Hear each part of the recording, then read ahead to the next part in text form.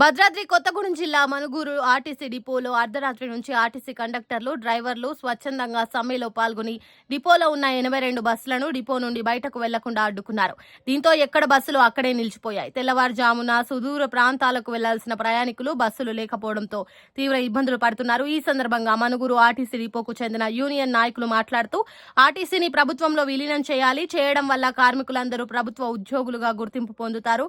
వారికి ఉద్యోగ భద్రత కూడా లభిస్తోందని, ప్రక్క రాష్ట్రమైన ఆంధ్రప్రదేశ్ రాష్ట్రంలో మాజీ సీఎం వైఎస్ జగన్మోహన్ రెడ్డి గత 3 సంవత్సరాల క్రిందటే ఆర్టీసీని ప్రభుత్వంలో విలీనం చేశారు. ఇక వారికి లేని ఇబ్బంది మనం కొట్లాడి తెచ్చుకున్న తెలంగాణలో ఎందుకు వస్తోందో తెలంగాణ ప్రభుత్వం అధికారులు సమాధానం చెప్పాలి. దీంతో పాటు వేతన సవరణ పీఆర్సీ 2021 నుంచి 2025 వరకు 2 వేతన సవరణలు జరగాలి. మేము చేస్తున్న ఈ సమ్మెకు ప్రజలు సంపూర్ణ మద్దతు తెలపాలని కోరుకుంటున్నామంటూ యూనియన్ నాయకులు తెలిపారు.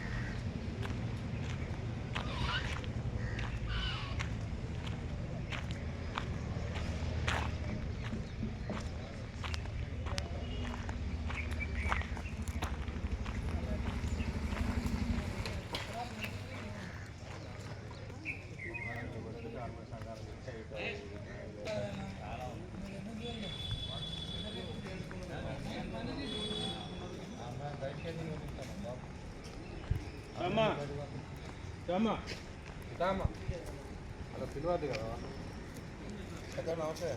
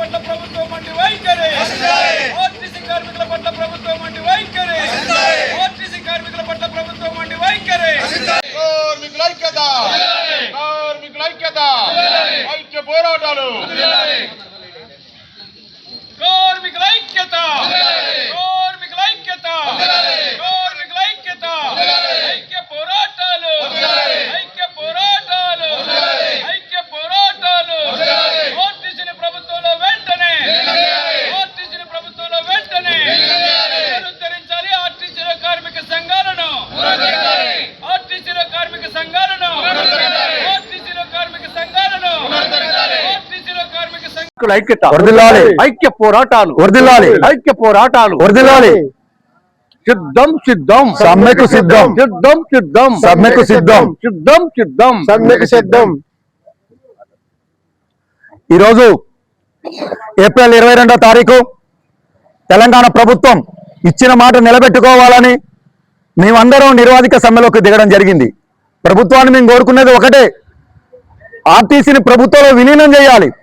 ఎలక్ట్రికల్ బస్సుల పేరుతోటి ఈరోజు జరుగుతున్నటువంటి శ్రమ దోపిడీ, ఓ పక్కన కార్మికులందరినీ హైదరాబాద్ రాష్ట్రం నుంచి హైదరాబాద్ జిల్లా నుంచి మొత్తాన్ని పక్క జిల్లాలకు ట్రాన్స్ఫర్ చేస్తున్నారు. ఆర్టీసీ అంటే ప్రజలతో మేము భయపడుతున్నాం. ప్రజలకు ఎక్కడ ఆర్టీసీని దూరం చేస్తారో అనేది మాకు అర్థం కావడం లేదు. ఆర్టీసీని బతికించుకోవాలంటే ఆర్టీసీని ప్రభుత్వంలో విలీనం చేయాల్సిన అవసరం ఉంది. అయ్యా రేవంత్ రెడ్డి గారు, శిరస్సు ఉంచి మీకు నమస్కారాలు తెలియజేస్తున్నాం. పక్క రాష్ట్రంలో జగన్మోహన్ రెడ్డి గారు ప్రభుత్వంలో విలీనం చేశారు. ఆ అప్పుల రాష్ట్రంలో ఉన్నటువంటి ఆ రాష్ట్రమే ప్రభుత్వంలో విలీనం చేసినప్పుడు మన రాష్ట్రంలో ఎందుకు కాదు అమలు? ఇంకోటి ఏంటంటే మీరు అంటున్నటువంటి కేసీఆర్ గారి మీద పంతంతో మీరు ప్రభుత్వాన్ని విలీనం చేస్తామని మీరు ఇచ్చిన మాటే కాలయాపనతోటి, అంటే 2.5 సంవత్సరాలు అయింది. మీరు ప్రతిసారి కమిటీ చేస్తున్నాం. ఎప్పుడు ద్వారాలు తెరిచే ఉంటాయి. 2.5 సంవత్సరాలు అయినా ఇంకా ద్వారాలు తెరిచే ఉంటే మేము ఎలా బతకాలి? మేము బతకడం అనేది పక్క పడేస్తే ప్రజల నుండి ఆర్టీసీ దూరం అయిపోతుంది, భవిష్యత్తులో ఆర్టీసీ అనేది కనుమరుగైపోతుందని ఆ భయాందోళనతోటి మేము ఒకటే కోరుకుంటున్నాం, మా ప్రాణ త్యాగానికైనా సిద్ధపడి ఆర్టీసీని బతికించుకుంటాం. ప్రజలకు అందుబాటులో ఉండాలనేది ఈ రోజు చేసినటువంటి అవుట్సోర్సింగ్ డ్రైవర్లను మేము వాళ్ళని ప్రభుత్వంలో విలీనం చేయాలి. వాళ్ళని కాంట్రాక్ట్ పద్ధతిలో తీసుకొనైనా మేము అలాగే కాంట్రాక్ట్ పద్ధతిలోనే వచ్చాం, మేము రెగ్యులర్ అయినాం. మీరు వాళ్ళని కూడా కాంట్రాక్ట్ పద్ధతిలో వచ్చి తీసుకున్నట్టయితే వాళ్ళు కూడా రెగ్యులర్ అయ్యేవాళ్ళు. ఇవాళ అవుట్సోర్సింగ్ పద్ధతిలో వాళ్ళని ఇచ్చి వాళ్ళ ప్రాణాలతో, అంటే వాళ్ళ ఉద్యోగాలతోటి, వాళ్ళ జీవితాలతోటి చెలగాటం ఆడుతుంది ప్రభుత్వం. అయ్యా మేము ఒకటే శిరస్సు వంచి నమస్కారాలు తెలియజేసేది, పక్క రాష్ట్రంలో జరిగినప్పుడు మనకెందుకు జరగదు? పక్క రాష్ట్రంలో చేసినప్పుడు మనం ఎందుకు చేయలేం? పక్క రాష్ట్రంలో లేనటువంటి ఆర్థిక వనరులు మనకున్నాయి. హైదరాబాద్ ఒక గుండెకాయ, ఆదిలాబాద్ లో ఉన్నటువంటి రెవెన్యూ ఏ రాష్ట్రంలో లేదని మనం గొప్పగా చెప్పుకుంటున్నాం. అటువంటి గొప్పగా ఉన్నటువంటి ఇది మనం ఎందుకు ఆర్టీసీ కార్మికులను ఒక్క 40,000 కుటుంబాలను మనం కాపాడుకోలేమా? తెలంగాణ ఎన్టీఆర్ గారు 2 రూపాయల కిలో బియ్యం ఇచ్చేసి ఆయన ప్రజల గుండెల్లో నిలిచిపోయారు. ఆరోగ్యశ్రీ పెట్టి రాజశేఖర రెడ్డి గారు ప్రజల గుండెల్లో నిలిచిపోయారు. ఆంధ్ర రాష్ట్రంలో ఆర్టీసీని విలీనం చేసి జగన్మోహన్ రెడ్డి గారు గుండెల్లో నిలిచిపోయారు. అలాగే మీరు కూడా తెలంగాణ ఆర్టీసీ కార్మికుల గుండెల్లో నిలబడాలంటే మీరు తప్పకుండా ప్రభుత్వంలో విలీనం చేయాలి. అయ్యా ప్రజలు, కార్మికులు అందరికీ మేము ఇక్కడ కోరుకున్న మేధావులకు, రచయితలకు అందరికీ ఒకటే తెలియజేసేది, ఆర్టీసీని బతికించుకోవడం కోసమే మీ సమ్మెలోకి దిగినాం. మీరందరూ, ప్రజలందరూ మాకు మద్దతు ఇవ్వాలని, ఆర్టీసీని ప్రభుత్వంలో విలీనం చేస్తే ఆర్టీసీ బతుకుతుంది అనేది మా యొక్క ఆకాంక్ష. కాబట్టి తప్పకుండా మీరందరూ మాకు మద్దతు ఇవ్వాలని కోరుకుంటూ, కార్మికుల ఐక్యత.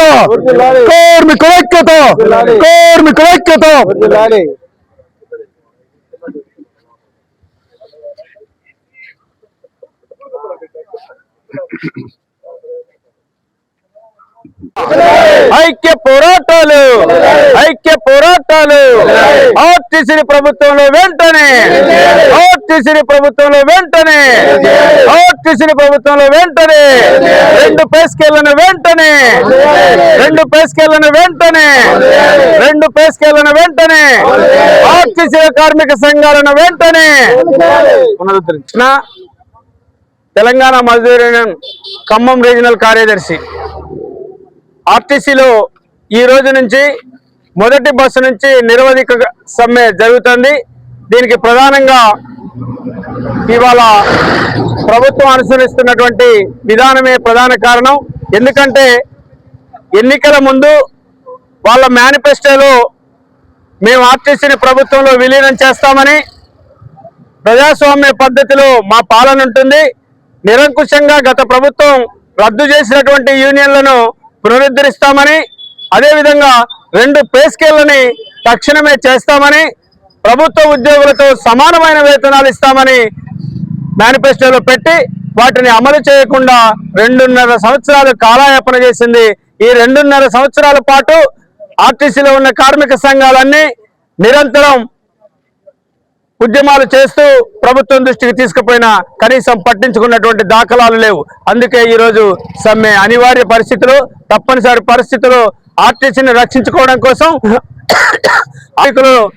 కార్మికులను కాపాడుకోవడం కోసం మాత్రమే ఈ సమ్మె ప్రారంభమైంది. ప్రజలారా, ప్రజాస్వామికవాదులారా, ఇవాళ ఇలాగే కొనసాగితే ఆర్టీసీ కనుమరుగయ్యే పరిస్థితి ఉంది. ఇప్పటికే హైర్ బస్సుల పేరు మీద, అద్దె బస్సుల పేరు మీద, అదేవిధంగా ఎలక్ట్రిక్ బస్సుల పేరు మీద, కాంట్రాక్ట్ అవుట్సోర్సింగ్ విధానం పేరు మీద ఇవాళ రిక్రూట్మెంట్ అటువంటి లేకుండా, కొత్త బస్సులు కొనుగోలు లేకుండా రోజు రోజుకు నిర్వీర్యం అయిపోతుంది, ప్రైవేటు పరం అయిపోతుంది. దీన్ని కాపాడుకోవాల్సిన బాధ్యత మన అందరి పైన ఉంది. ప్రజలు, ప్రజాస్వామికవాదులు, రాజకీయ నాయకులారా అందరూ ఆలోచించండి. ఆలోచించి ఈ ఉద్యమానికి మీరందరూ సంఘీభావం తెలియజేయవలసిందిగా, మద్దతు ఇవ్వాల్సిందిగా విజ్ఞప్తి చేస్తున్నాం. లైక్ చేయండి, షేర్ చేయండి, సబ్స్క్రైబ్ చేయండి. మరిన్ని వీడియోల కోసం బెల్ సింబల్ పై క్లిక్ చేయండి.